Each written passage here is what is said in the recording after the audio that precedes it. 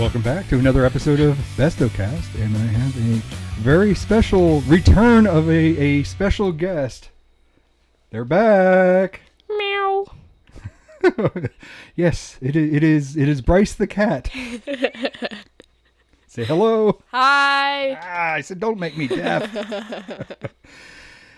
And Rylie and I went and we just matter of hours ago we just saw the whole Shazam damn family, Shazam 2, just a little bit ago, and we were like, let's record a podcast. Woo, podcast. You haven't been on for like nearly a year. Let's get you back on. It has been a very long time. It has been a long time. Again, warnings for spoilers if you haven't seen the whole Shazam damn family, Vans family. We are going to spoil the shit out of it, but however, because of limited time, we're not going to necessarily talk scene by scene. I'm going to assume that you have already seen it for yourself. So if we talk about specific points, just know that we're going to spoil it. And we might spoil the future of something else, because there's a few things that I saw based off of the future of the DCEU, the James Gunn DCEU, that kind of stuck out. But we'll talk about that in a bit. So what do you remember, Rylie? Time for you to speak. What was your favorite part?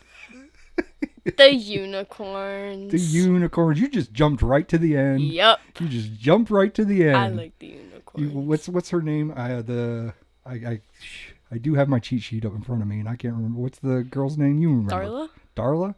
Does Darla have a superhero name? Like Mary Marvel goes by Mary Marvel. And I don't know, honestly. No? Okay, well. Darla gets to drop an F-bomb, but it's a PG-rated movie, so they bleep out her. They find a way to creatively run around her F-bomb, and she's like, what, 9? Yeah. way out of context. We just skipped right. To the end. The unicorns were fun. I lean over to Rylie and I'm like, oh, this actually brings a whole new perspective to My Little Pony.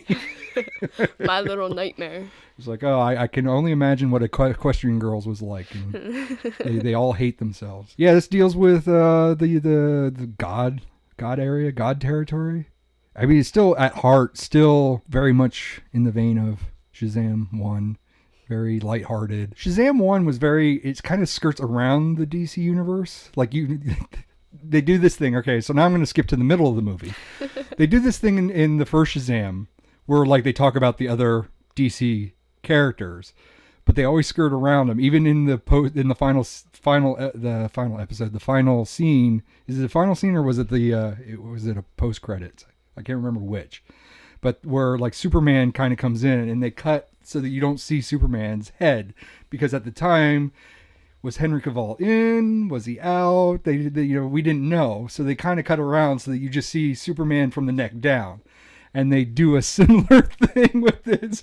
I was actually surprised that they actually do a face reveal later on. Well, the face reveal that they do is hilarious. But yeah, they do a similar thing with Wonder Woman where you never see her face for a really long time. Funny. They brought that gag back, and then that was hilarious. And then they cashed in on that gag.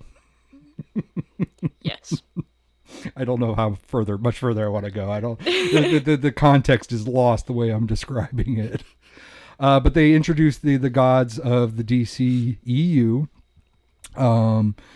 So and I like that there's repercussions. So I mean, there are repercussions from Shazam 1. I like how an article I read, the Shazam prequel, they called it. Is that a prequel? It's just Shazam 1 and this is Shazam 2. It's not a prequel. But yeah, I kind of find it interesting that there was consequences to Billy's actions in the first one, where he takes the staff and he breaks it in half. Yep. And throws it in the garbage, apparently. Which it's discovered in the garbage. There was it described that I guess they couldn't crush it. It broke the machinery.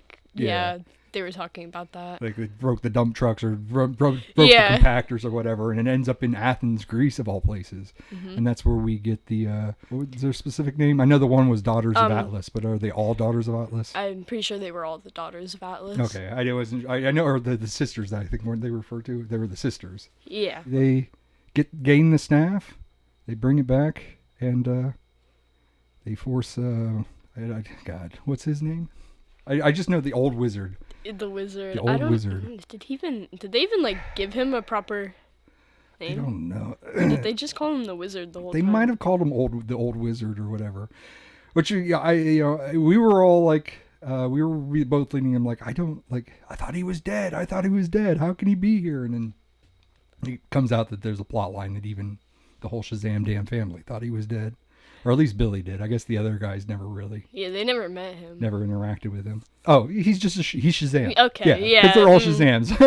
Yeah, that The makes worst sense. part of Shazam is that you're the power, the thing that gives you and gives and takes away your power is your name, and you can never say your name. So it ends up that he's alive and he's forced to reassemble the staff and the Daughters of Atlas.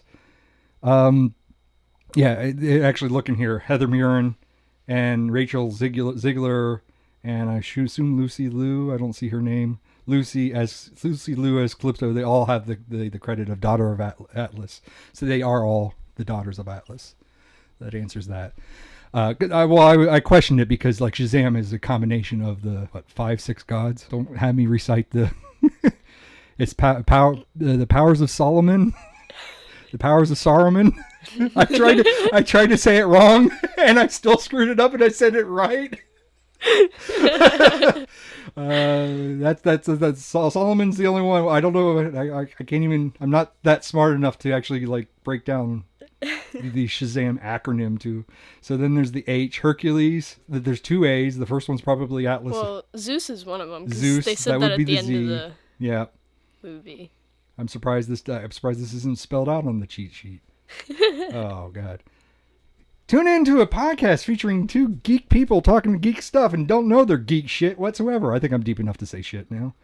I can finally get away with it. So yeah, they kind of force him because the staff was broken and lost its magic. He kind of is forced to reassemble it, and then the Daughters of Atlas, because basically where they're from, the godly Earth, the god plane that they're from was actually severed from the from Earth, and while the old man Shazam was alive and the staff remained solid, the magic, the spell, the incantation prevented them from ever crossing planes. So that's kind of the plot lines. They're trying to escape the plane, and one of the daughters has more of a devious plans than the other, which was kind of nice. Again, I'm going to jump to the end, but I'm like, you sound a lot like not like Hades. This sounds like something that Hades would want.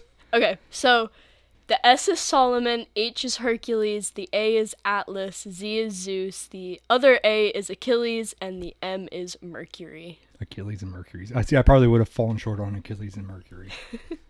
So yeah, those are the powers of Shazam. Shazam is an acronym. So we ever do a Mr. Lobo does more internet acronyms? Well, this isn't an internet acronym, but just an acronym in general.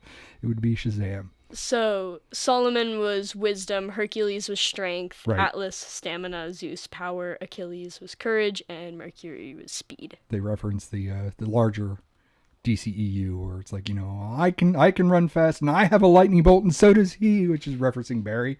But they're still kind of skirting around it because I still feel like they didn't know whether or not Ezra, is it Ezra Miller? I think it's Ezra Miller. Can you check that for me so I can keep talking? I think it's Ezra Miller that plays Flash. They didn't know whether or not he was going to be a part of the universe, so they kind of... Yeah, Ezra Miller. Okay, I got good. See, my 46-year-old brain they came up with that, but I couldn't tell you what Shazam meant. So they make references to that. Well, they've made references in the first movie to Batman and well, obviously Superman, but like they had the Batarang and they had the bullet that was shot at Superman in the first movie. Do you like this better than the first movie? Which is better? If you were to rank this? I feel like I generally always like the first movies better. I don't know. I don't really know what it is about them. I just like being introduced to something new, getting to learn about characters, and then being able to continue that with the second story. But there's just something about the first one. Right. But this kind of further explain the pantheon that deals with it not only deals with Shazam, but it actually deals with the whole DCEU as well. Yeah. Like they have there is implied impact to the DCEU, which is kind of weird. Now I don't know if you know this, but our podcasters may know this from the episode when James Gunn announced that he's rebooting the universe, rebooting the DCEU. So it's Shazam takes place. He says, well, basically he says Shazam was always, when you take in the premise of the movies, he always kind of exists outside of the DCEU. Like he references it, but you never really see a solid reference. You finally get one solid reference in this movie, but you never really get a solid reference to whether or not he's attached to the rest of the DCEU. So he said, like this was going to be a part of, like, I kind of feel like I think he said something like he's like kind of a transitional, but he kind of left it up there of whether or not there was going to be more Shazam in the new movie, the new universe. Because he said, like, then there's Aquaman 2, and he's like, Aquaman 2 is a part of the old universe. So it sounds like once the reboot happens, Aquaman's they're either going to recast Aquaman or they're going to transition him, and might be just a little bit different. I heard in the rumor tree that they were like talking about Jason Momoa might play Lobo, the bounty hunter. And I'm like, he would be awesome as Lobo the bounty hunter, but he's also fucking Aquaman. Yeah. like I don't know about this whole, even if it's an alternate universe, I don't know about this whole dual role thing. Yeah. And then they said with Flash is the end of the old DCEU and the start of the new DCEU, which we saw the Flash trailer in the movie, and you get the drool all over myself. Batman 89. We get Michael Keaton back as Batman, as the Batman. We get it's never really explained, but we get the events of Man of Steel where Superman is not. For whatever reason, Superman never came to Earth, so we get Kal-El, which is the cousin of Superman. Spoilers, but if you've seen the trailer, this was the thing that I was saying. I'm probably spoiling something outside of Shazam, but yeah, we get all this. I mean, if you watch the Super Bowl, this damn commercial was played during the Super Bowl, and it's like, oh, this sucks with the whole thing with Ezra Miller and the shit that he's going through, and the fact that he still gets to have a movie career where Henry Cavill is kind of booted out of the DCEU kind of sucks. But it's business. You got to look at it from the business end, and they already flushed the Batgirl movie. I highly doubt, for as expensive as that Flash movie looks, I highly doubt that they can flush it. But anyway, I derailed to we were talking about Shazam, not Flash. Damn it. Yeah, so anyway, the Flash thing is the end of the old universe, and then it's the carryover of the new universe.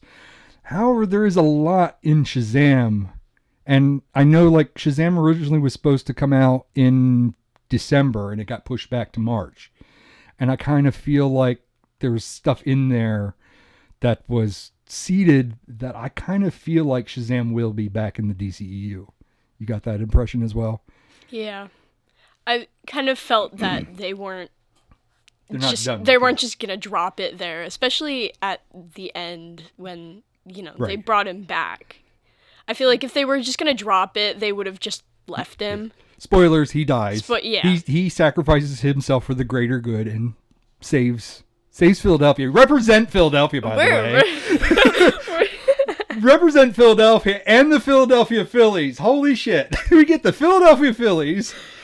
We're really jumping all over the place with this. However, I'll try to get the train back on the track, but I do want to derail this a little bit longer, because having lived in Philadelphia for 2 years and walked all over Philadelphia, including up to the Lincoln Citizens Bank Park, walking there, walking to South Street, walking to Old City, walking all over Philadelphia. And when they're doing things and they're fighting demons and stuff in Old City, and then they walk to the Citizens Bank Park, and I'm like, Yeah, they're not doing that in like 5 minutes without their superpowers. That does not happen. Yeah. This movie I could identify with more than like if a city something that takes place in New York City or whatever, because it's like I'm not as familiar with New York City versus living in Philadelphia for 2 years. But now to try to put this damn train back on the thing, he sacrifices himself to save the citizens, save the world, and this is where we finally get Wonder Woman, and we see Wonder Woman. They skirted around not being able to see her face in earlier on in the movie, and then towards the end we finally get to see her face, and she brings him back to life. Spoilers, but she brings him back to life. I know I say that all the time, but just in case people skip around or whatever, you should know if the title says Shazam, the whole Shazam damn family on it, that I'm going to spoil it. But yeah, and then he has a crush on her anyway. So how about this connecting to the Black Adam, because Black Adam is supposed to be a part of this and stuff. And how do you think of how do you feel about this versus Black Adam? I know I never really expressed my opinion between this and the original, but I'll try to get back to that. I don't know. I didn't really. Did you even like Black Adam? What was your thoughts about Black Adam? Yeah, see, that's my thoughts. Like, it's not as bad as everybody made it out to be. Yeah. But it's not that good either. Yeah. Like, if I was gonna sit down, I probably wouldn't, like, outright, like, pick it to watch again. And I think Black Adam gets a bad rep because people don't want to see it and I was in the same train of thought where it's like, I don't want to see it because they picked specifically Dwayne Johnson, and Dwayne Johnson only ever plays Dwayne Johnson whenever he's in anything. But that aside, I think that people were picking that apart because he's playing a kind of a self-centered character, but Black Adam is a self-centered person to begin with. So like, even though that's not far from the Rock persona, it's it's kind of what Black Adam is all about too. So you think that this is above or below Black Adam? Above. Above? I mean, you probably watch this more than you would ever watch Black Adam. I mean, would you ever watch Black Adam again? I mean, I probably would watch it, like, again, but I feel like not for a while. Right. And this deals with a post-credit scene. And this post-credit scene ties back to what would be James Gunn's DCEU. But it's stuff that was in Black Adam. So it's kind of confusing because they're kind of saying, well, Black Adam doesn't exist because the post-credit scene. Did you see the post-credit scene to Black Adam where Amanda Waller sends Superman to take him on? They're like, oh, I gotta keep you in control or whatever. And that was kind of, and it's Henry Cavill, Henry Cavill Superman. And then, like, this was spoiled for me because this dropped on a Friday, and Henry Cavill had it on his Twitter. I'm back in the DCEU, and it was a post-credit scene. So this was spoiled day of for me. And then I think like a week later is when James Gunn's like, yeah, he's fired. We're scrapping all that stuff and we're retooling the DCEU. But this is where it's confusing because Amanda Waller is in control of the Justice Society in Black Adam. The Justice Society appears in Black Adam. Are you with me? Yeah. And the post-credit scene, the two, I can't remember their names, but they were in Suicide Squad and they were in Peacemaker. They are sent to recruit Billy Batson to the Justice Society by Amanda Waller, which makes this all come around to what was expressed in Black Adam. Yeah. And this is where I'm like slightly confused because I'm like, does that count anymore? Like, does Black Adam even count anymore? I mean, or is it just that the whole Superman versus Black Adam doesn't count? I mean, I don't know if I don't think they ever said Dwayne Johnson is fired from any future films. They just said that there's no more, they're not planning on any sequels to Black Adam. I honestly Did I lose you? have no idea. I mean, I would think that with the movie being delayed, they would just omit that scene. They would just, it's a mid-credit scene. They would just get rid of it, right? Yeah. So if it doesn't count, if Black Adam doesn't count, why would they make reference to it? Or if their plan was that Amanda Waller was always going to have control of the Justice Society, Black Adam is out, but this counts. I'm probably confusing yourself because I'm starting to confuse myself. But yeah, this is kind of thing. And then they go back to the whole post-credit scene with the whatever, I can't think of his name, but he's a caterpillar and the baddie from the first film. So apparently that, because a lot of people was like, oh, well, he's not in this sequel, so that maybe he's not going to be, maybe that's all gone. But the way that plays out, that's still a thread. Yeah. It's either a thread or it's a joke because of, I'll be right back. And it took 2 years for that thing, for that creature to set this up. How did you feel about Steve? Which one was Steve? The pen. Oh, Steve the pen. That was hilarious. And the magic paper, which they apparently have limited resources of it, and he's just throwing it out. And the pen is literally dictating every word that they're saying. And what's her name? Hespera's reading the letter that Steve dictated from Billy Batson that has all their commentary and their pauses and Yeah. What is a Gatorade? Is this going to be a weapon to be used against? Like, this has a lot of the humor. This has a lot of the humor of the first one. Mm-hmm. I feel that it does well with the humor. And this was another point that I actually did want to make on the podcast, where I think this is where humor is used well. Yeah. Because the gods are out of touch, so they don't understand. Like, they don't understand what Gatorade is and thinks it's a weapon. Haha, that's funny. And that the superheroes themselves are children, so their interpretation of the way they do things it has a kind of a funny slant versus, say, like Thor: Love and Thunder, where they decided that all characters are Looney Tunes. Yeah. And they don't use the humor properly.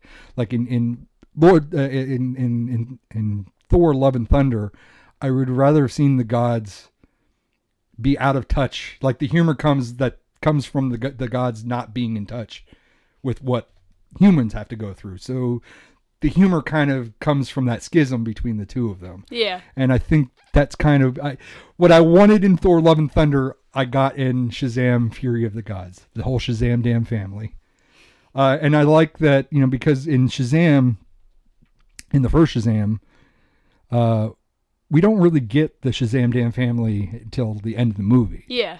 And this one, you get to explore more with the family. You get to see more with Mary Marvel. You get to see more with the other characters. Mm-hmm. They do a little joke where they call Billy, was it Shazam Jr. or his All Power Man Jr.? Yeah. Which it's kind of a joke because that character, Frederick Freeman, in the comics, that Shazam is Shazam Jr. So they kind of did a little play on that. That kind of stuck out with me. I was like, I get that. I get the reference for a comic book I never read. Steve the Pen. Is that your favorite character? What's your favorite character Freddy. Or item? Freddy? You don't like the dragon? Well, I like the dragon, yeah, but like, I don't know. He's just a dragon. But he's a dragon made of wood. He's a tree dragon. He's cute. How many times do you ever see a tree dragon? Well, never. Never. Because dragons breathe fire and trees are flammable, so yes, I don't really know. Well, Billy said he was his own walking conundrum. Yeah. But it's magic. So it's magic fire and it's a magic tree. And he was made of moss, so if you fall on him, you don't get injured, according to you. Hey, moss is springy. I like moss. Like, moss is springy. They threw him into the pit.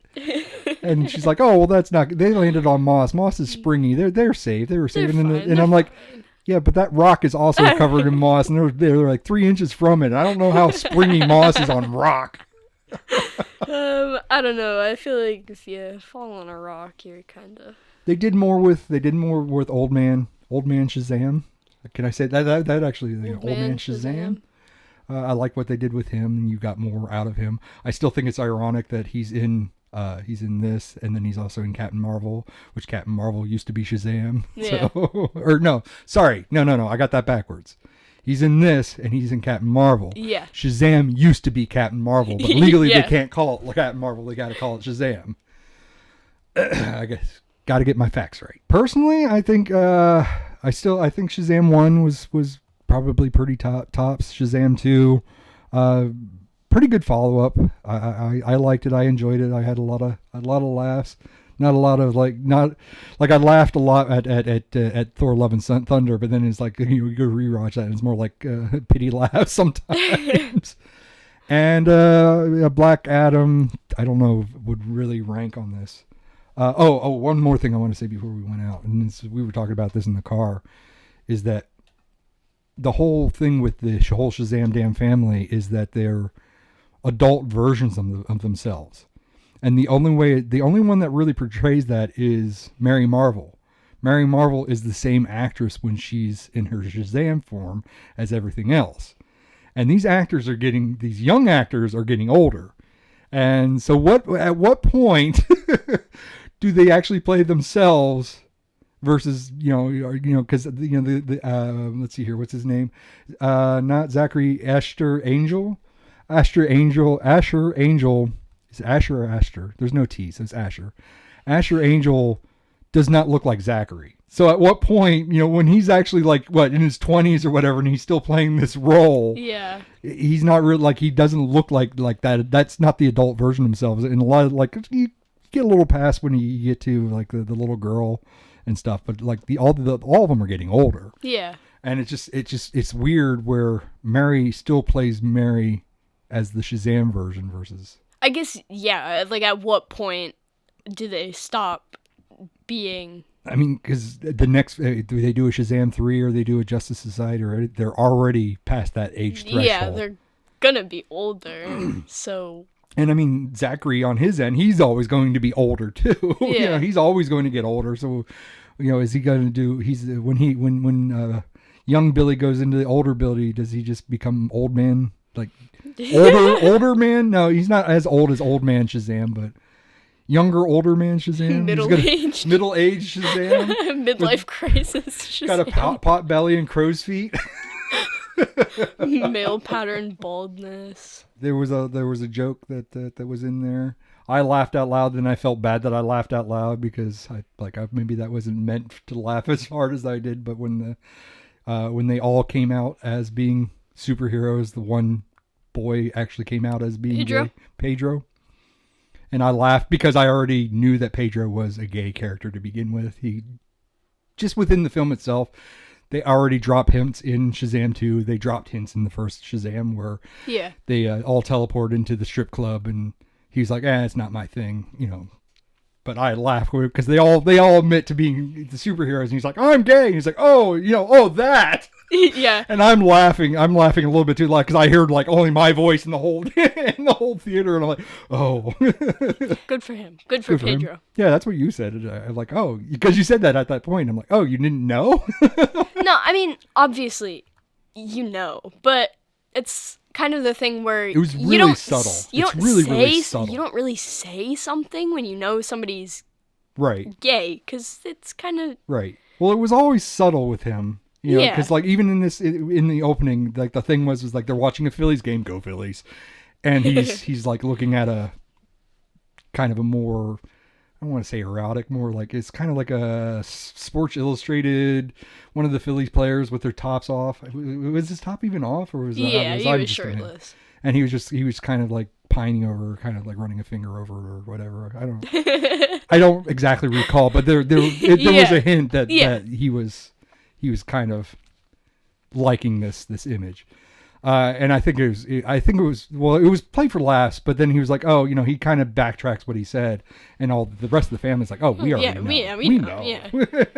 It's not anything that you had to come out about. Yeah. But, I like Pedro. Pedro's a good character. I suck at dodgeball. Yeah. And he did. Yeah. All right. Well, we'll see you next year. We'll see you in another year. And that has been another episode of BestowCast. Chat us up wherever you can chat us. Encourage Rylie to come back and make more appearances. Say bye. Bye-bye. See you later.